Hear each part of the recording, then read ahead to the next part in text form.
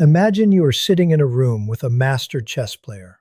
For months, every move you made was mapped, cataloged, and anticipated. Your reactions weren't just feelings, they were predictable data points. Then suddenly you decide to stand up, walk away from the board, and step out of the room. You think the game is over. You think the board is empty. But if you could look back through a two-way mirror into that room, you would see something chilling. The player is still sitting there. They aren't panicking. They aren't chasing you down the hallway. Instead, they are staring at your empty chair, tapping their fingers, and smiling. Why? Because they aren't looking at your absence as an end. They are looking at it as your next move. When you make the decision to go no contact with a narcissist, you believe you have dropped a curtain. You think you've finally sent a clear, undeniable message that you are done. But in the theater of the manipulative mind, there is no such thing as a closed curtain. There is only intermission. To a master manipulator, your sudden, absolute silence is not an act of self-preservation. It is a communication.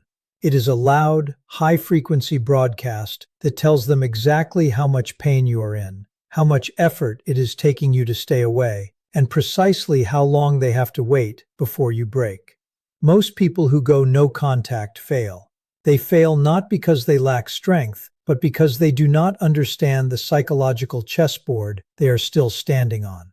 They enter the silence thinking they have won, completely unaware of the invisible countdown timer running in the manipulator's head. Right now, if you have cut ties with a toxic person, they are running a simulation of you. They are predicting your weakness down to the day, the hour, and the emotional trigger. They expect you to fail. They are counting on it. And if you do not understand the mechanics of what they are waiting for, you will walk right into the trap they've laid at the finish line. In the next few minutes, we are going to pull back the curtain on that two-way mirror.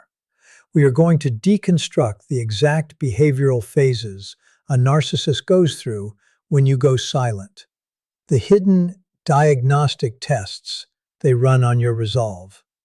And the one devastating mistake 99% of people make around day 21 that hands all of their psychological power right back to the manipulator. If you want to ensure your silence actually becomes your shield and not just their playing field, you need to understand the machinery of their expectations. Because the only way to beat a behavioral programmer is to make yourself completely unprogrammable. Let's look at a cold, hard truth about human behavior. Manipulation relies on predictability. The moment you went no contact, you made a decision to protect your peace. You blocked the number, you muted the social media accounts, and you closed the door. In your mind, you drew a line in the sand. But to a narcissist, that line is merely a suggestion. If you are currently in the agonizing quiet of the no contact phase, or if you are preparing to take that step, you are likely feeling a mix of relief and intense anxiety. You are asking yourself, are they angry? Are they plotting? Do they finally understand how much they hurt me? Here is the absolute reality. They do not feel what you think they feel, and they do not expect what you think they expect. By the end of this talk, you will understand the precise psychological blueprint of a narcissist's mind during your silence. You will know exactly what behaviors to look out for over the next 30 days, and most importantly, you will learn the single behavioral adjustment you must make today to ensure that your silence doesn't just stall them, but permanently short-circuits their ability to control you. If you break your silence even once, even to say, "Leave me alone," you feed the system. To keep your freedom, you must watch this to the end and understand the exact trap they expect you to fall into. The first thing you must understand is that a narcissist's ego is protected by a highly sophisticated subconscious defense mechanism. When you first cut off communication, their system does not register a loss. It registers a buffer. The narcissistic baseline. They are hurting, they are angry, and they are trying to punish me. But they will return. They look at your silence and run it through their historical database of your behavior. They remember the times you walked away before and came back. They remember the times you cried, the times you demanded apologies, and the times you begged them to change. To them, your no contact is just a louder, more dramatic version of those past events. They expect you to be sitting by your phone, fighting the urge to text them. They picture you crying to your friends, talking about them, and keeping them at the absolute center of your universe. In their mind, they still own the real estate in your head. Because of this, their initial expectation is complete, unshakable confidence. They will not chase you immediately, because chasing you would mean acknowledging that your departure has weight. Instead, they wait for the predictable decay of your boundaries. What happens when the expected timeline passes? Let's say your usual pattern was to break after 4 days, but now you're on day 10. This is where the narcissist experiences a system error. The predictability has failed. They can no longer assume you are just cooling off. To resolve this system error, they begin what behavioral analysts call a diagnostic scan. They need to test the integrity of your firewall. They won't do this with a massive, dramatic confrontation. They will do it with low-stakes, highly calibrated probes designed to test your baseline reaction. These probes look like an accidental text message meant for someone else, a sudden cryptic post on social media designed to trigger your jealousy or concern, a third party, a flying monkey, reaching out to just check in on you and report your emotional state back to headquarters. They expect one of these probes to hit a nerve. They expect you to answer, even if it is an angry reply. To a manipulator, negative attention is still transactional currency. An angry text message tells them, "I am still emotionally invested, and my boundary can be penetrated with the right key."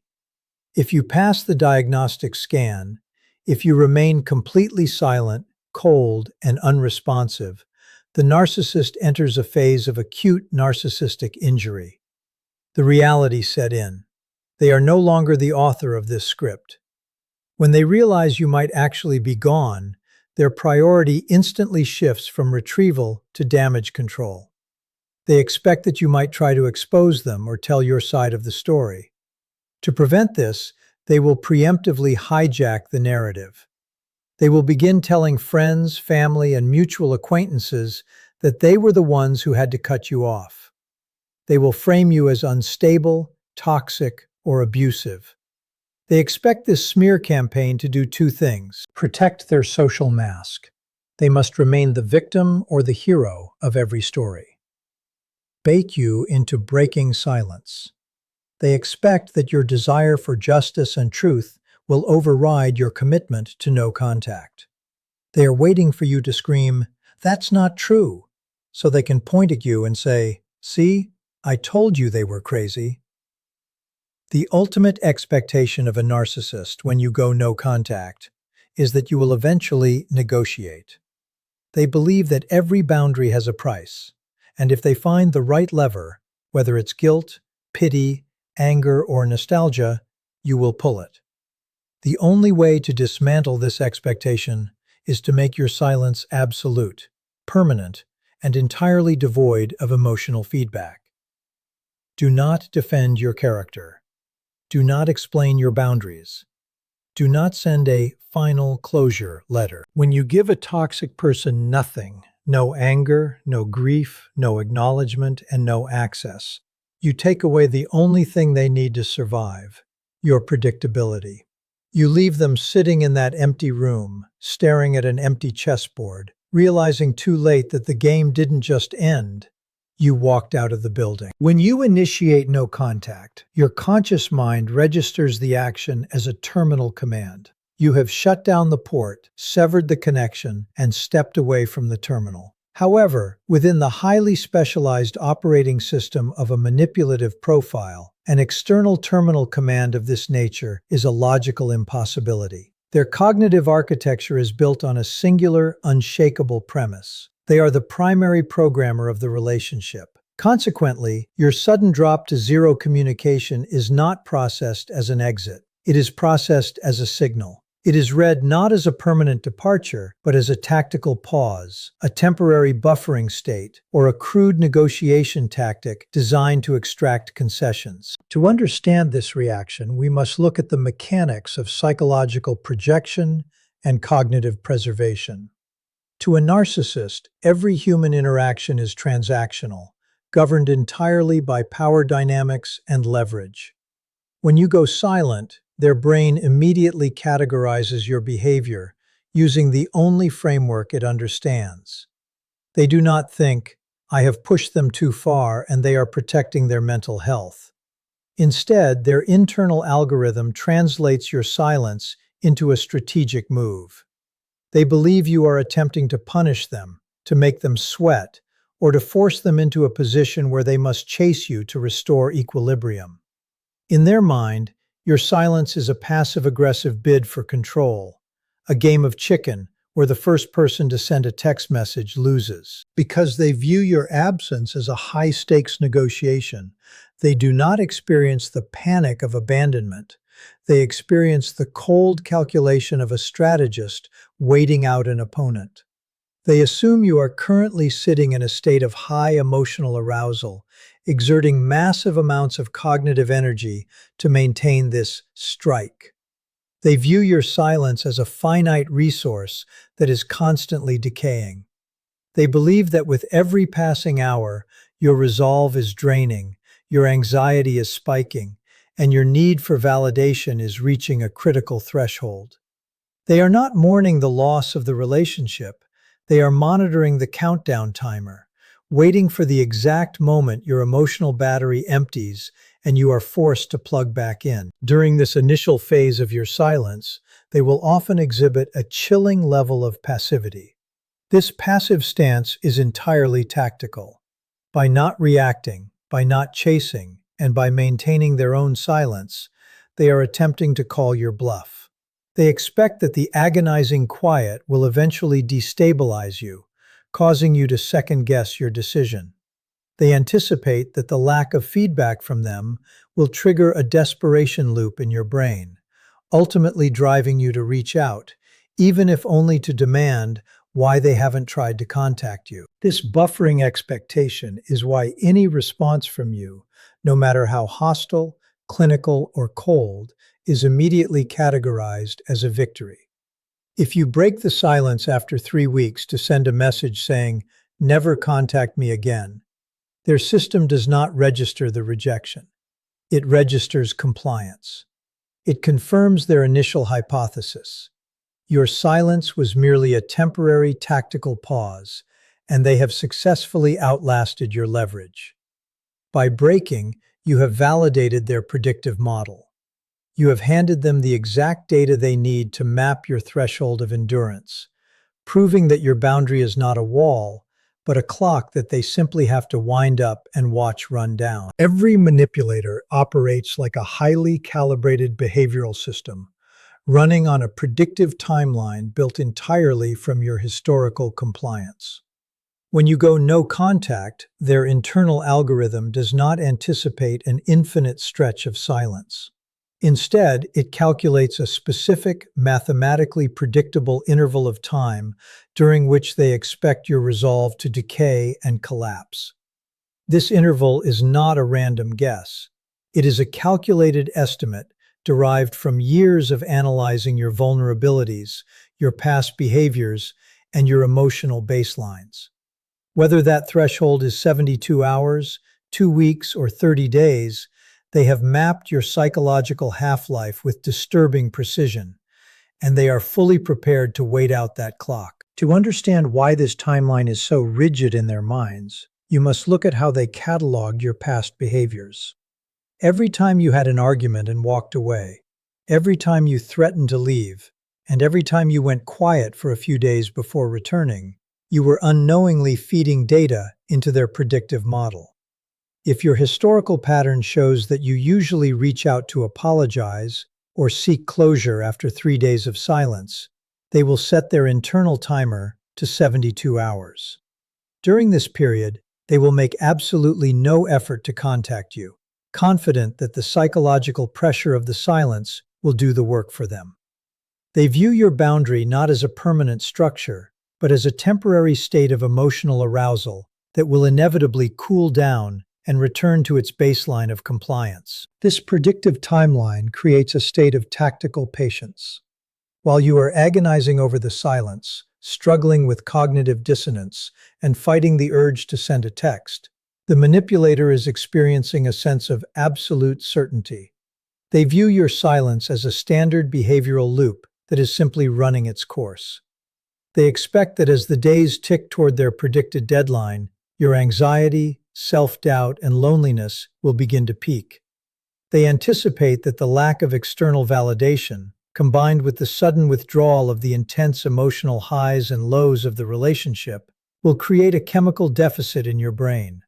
They are waiting for this neurochemical crash to override your logical boundaries, knowing that a desperate mind will eventually seek relief by returning to the source of the pain. If you cross their predicted threshold, for instance, if their timer was set for 2 weeks, and you reach day 15 without making contact, their sense of certainty begins to fracture, but their underlying assumption does not change. They do not suddenly realize they have lost you. Instead, they adjust the timeline, assuming you are merely exerting an unusual amount of spite or willpower. They assume you are playing a harder, more aggressive hand in the negotiation. They will often calculate a new, extended deadline, perhaps moving the marker to 30 days, believing that no human can sustain that level of isolation from them indefinitely.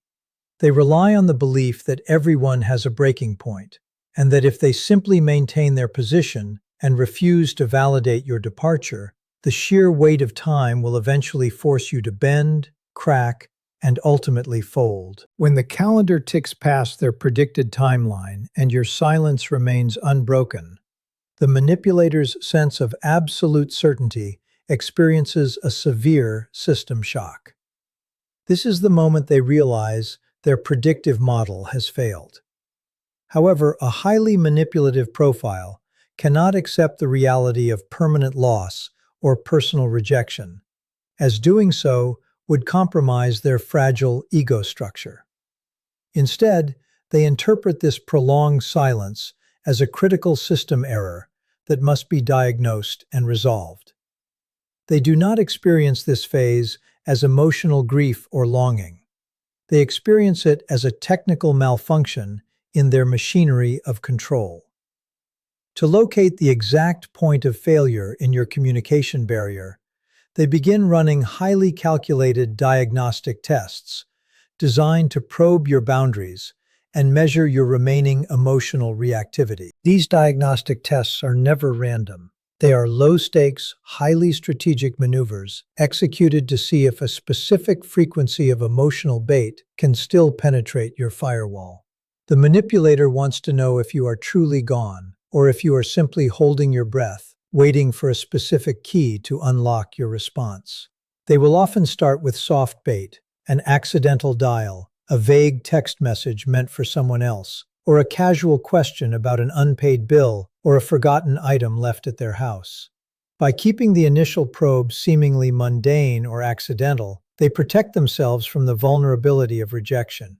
If you reply to clarify or assist, even with a cold and brief message, they have successfully diagnosed the system. Your boundary is semi-permeable, and they still have a functional channel of communication. If the soft bait fails to produce a response, the diagnostic tests will escalate in emotional intensity, targeting your core psychological triggers.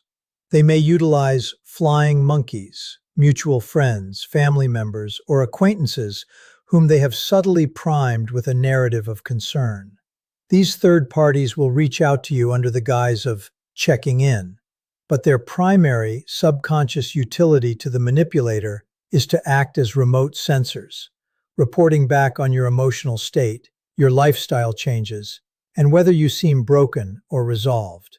Alternatively, the manipulator may post highly specific, cryptic content on social media that directly references an inside joke, a shared trauma, or a topic they know outrages you. They are searching for the exact emotional frequency, whether it is guilt, anger, pity, or nostalgia, that will trigger your nervous system to override your logical boundaries. Their ultimate expectation during this diagnostic phase is that you will eventually bite. They expect that the sheer accumulation of these subtle, persistent probes will wear down your cognitive resistance. They are betting on the fact that human beings are naturally wired for closure and struggle to leave loops open. By constantly presenting you with incomplete narratives, unanswered questions, and subtle provocations, they are trying to force your brain to close the loop. They expect you to break the silence just once to say, "Stop contacting me," or "Why are you doing this?" To the diagnostic algorithm of a narcissist, that single, angry response is the exact data point they were looking for. It proves the connection is still alive, the emotional wire is still hot, and all they need to do is adjust their voltage to slowly reel you back into the system. When the diagnostic probes fail and your silence remains absolute, the manipulator must confront a deeply destabilizing reality. They may have permanently lost direct access to your psychic energy and compliance. For a highly manipulative profile, this realization is not accompanied by self-reflection or remorse, but by a sudden, intense surge of panic regarding their social survival. If they cannot control you, they must control how other people perceive your departure. Anticipating that your permanent exit threatens to expose their true nature or shatter their carefully constructed public image, they immediately initiate a preemptive psychological strike designed to control the damage. They expect that you might try to expose their behaviors, so they resolve to rewrite the history of the relationship before you can even utter a word, actively preempting the social landscape to protect their invaluable social currency. This phase is characterized by a calculated and aggressive smear campaign, which they execute with absolute conviction. They do not wait for you to speak, they assume you will, and so they strike first. They begin whispering to mutual friends, family members, colleagues, and anyone in your shared social circle, painting a highly distorted picture of the breakup or the estrangement. In this rewritten narrative, they do not cast themselves as the villain. Instead, they flawlessly occupy one of two roles: either the long-suffering, deeply wounded victim who finally had to cut you off for their own mental health, or the heroic, benevolent savior who exhausted every possible option, trying to save you from your own instability before being forced to walk away. They expect that by flooding the social ecosystem with this false narrative first, they will establish the baseline truth in the minds of others, making any future explanations or defenses you offer look like desperate, reactive lies. This narrative hijack serves a dual purpose, and the second purpose is perhaps the most insidious trap of all. While they are protecting their reputation, they are also deliberately laying an emotional landmine for you. They fully expect that news of this smear campaign will travel back to you. They know that human beings have a deep, evolutionary need for justice, truth, and the preservation of their own social standing. They expect that when you hear the outrageous lies they are spreading, when you find out they are calling you the toxic, abusive, or unstable one, your outrage will override your strategic commitment to silence. They are waiting, with anticipation, for you to lose your composure, break your no-contact boundary, and aggressively reach out to them or to mutual contacts to defend your character. If you take the bait and react, you hand them an immediate victory. They expect this reaction because it allows them to point directly at your anger, your frustration, and your frantic attempts to clear your name as definitive, living proof of the very lies they have been spreading. They can calmly turn to their audience and say, "See? Look how erratic and aggressive they are. This is exactly what I had to deal with behind closed doors." By anticipating your natural urge to fight for the truth, they set a trap where your defense becomes their confirmation. They expect that the agonizing pain of being misunderstood and falsely accused will ultimately prove too heavy for you to carry in silence, forcing you back into a direct emotional confrontation where they can once again control the terms of the engagement. The central operating hypothesis of a highly predatory behavioral profile is that human beings are fundamentally organic machines, driven by predictable biological programming. They do not view your logical resolve, your therapy-honed boundaries, or your intellectual decisions as permanent states of being. Instead, they view them as temporary cognitive overrides that are constantly fighting against your primal, hardwired nervous system. To a manipulator, every human being has a price, a specific, highly calibrated frequency of outrage, guilt, or nostalgia that, when broadcasted with enough intensity, will trigger a neurochemical hijack. They expect that if they can identify and strike this exact chord, your prefrontal cortex will go offline, your autonomic nervous system will take over, and your logical commitment to silence will utterly collapse. This psychological strategy relies on finding the path of least resistance within your neural pathways.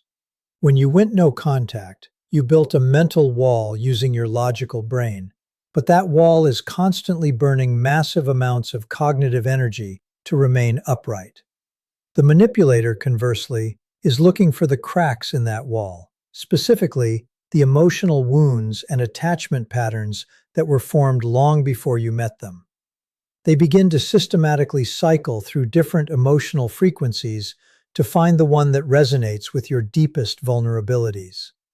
They might start with the frequency of outrage, orchestrating a situation so unjust or telling a lie so egregious that your brain registers an existential threat to your social survival, demanding that you defend yourself. They are banking on the fact that the human brain hates unfairness and will often sacrifice peace of mind just to correct a false narrative. If outrage does not work, they will pivot immediately to the frequency of guilt. This is often executed through faked personal crises, sudden health emergencies, or engineered catastrophes where they position themselves as helpless, desperate, and completely dependent on your rescue. They know your history of empathy, your caretaking tendencies, and the exact guilt-inducing phrases that have historically forced you into compliance. They expect that your empathy will act as a Trojan horse, bypassing your logical defenses by framing your silence not as self-protection, but as active cruelty. The moment your brain begins to process the thought that you might be responsible for their suffering, the neural bait has hooked its target, creating a state of internal panic that can only be relieved by reaching out to confirm they are safe.